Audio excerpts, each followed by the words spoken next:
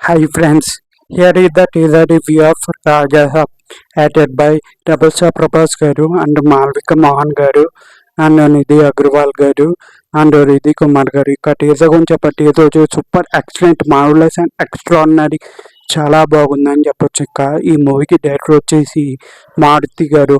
ఇక ఈ movie story చూసుకుని ఒక డిఫరెంట్ స్టోరీతో వస్తున్నారని చెప్పొచ్చు.